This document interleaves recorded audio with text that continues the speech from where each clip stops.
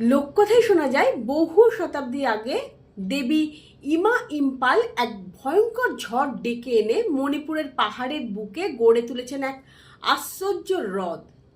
মানুষের দুঃখ দূর করতে তিনি জলের মধ্যে ছড়িয়ে দিয়েছিলেন ভাসমান দ্বীপ, যাকে আজ আমরা বলি ফুমদ্বীপ। বিশ্বাস করা হয় এই দ্বীপগুলো দেবীর শ্বাস প্রশ্বাসে ভেসে ওঠে, আর যখনই দেবী ক্রুদ্ধ হন সেগুলো অদ্ভুতভাবে জায়গা বদলে ফেলে। স্থানীয়দের মতে লোকটাকের গভীরে চাপা পড়ে আছে এক প্রাচীন নগরী, যেখানে একসময় বাজতো ঢাকের শব্দ আর জ্বলতো রাজপ্রাসাদের প্রদীপ।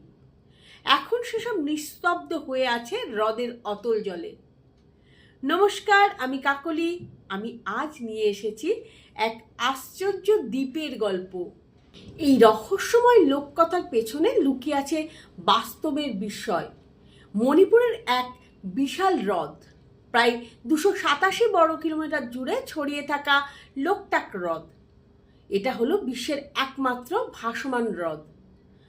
ফুমদি আসলে জৈব পদার্থ, মাটি আর উদ্ভিদের মিশ্রণে তৈরি প্রাকৃতিক ভেলা। এগুলো কখনো ছোট, কখনো এত বড় যে পুরো গ্রামের মানুষ তার ওপর ঘর বানিয়ে বসবাস করে। এইভাবেই জন্ম নিয়েছে ভাসমান গ্রাম ফুমসাং। সেখানে মানুষরা মাছ ধরে, চাষ করে, উৎসব পালন করে, এমনকি বিয়েও দেয়। লোকটাক হ্রদের বুকেই রয়েছে বিশ্বের একমাত্র ভাসমান জাতীয় উদ্যান, কেবুল লামজাও ন্যাশনাল পার্ক। এখানেই বাস করে দুর্লভ সাংঘাই হরিণ, যাকে বলা হয় নিত্যরত হরিণ। ফুমদির ওপরে যখন তারা ছুটে যায় তখন মনে হয় যেন প্রকৃতি নিজেই এক চিরন্তন নৃত্যে উৎসব সাজিয়েছে। তবে এই হ্রদ এখন শুধু লোককথা আর রহস্যে সীমাবদ্ধ নয়, সংগ্রামও করছে। বাঁধ নির্মাণ, দূষণ আর অতিরিক্ত মাছ ধরা তার অস্তিত্বকে বিপদের মুখে ঠেলে দিয়েছে। তবু মণিপুরের মানুষের কাছে লোকটাক কেবল একটি হ্রদ নয়, এ তাদের জীবনের অংশ, সংস্কৃতির প্রতীক আর আত্মার আশ্রয়। লোকটাকে তীরে দাঁড়ালে মনে হয় আপনি আর এই পৃথিবীর মানুষ নন।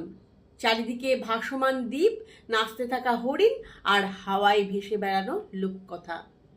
এ যেন জাদুকরি জলের রাজ্য, যেখানে বাস্তব আর কল্পনা হাত ধরাধরি করে হাঁটে। কেমন লাগলো এই বিস্ময়কর হ্রদ লোকটাকের গল্প? ভালো লাগলে লাইক, শেয়ার আর কমেন্ট করবেন।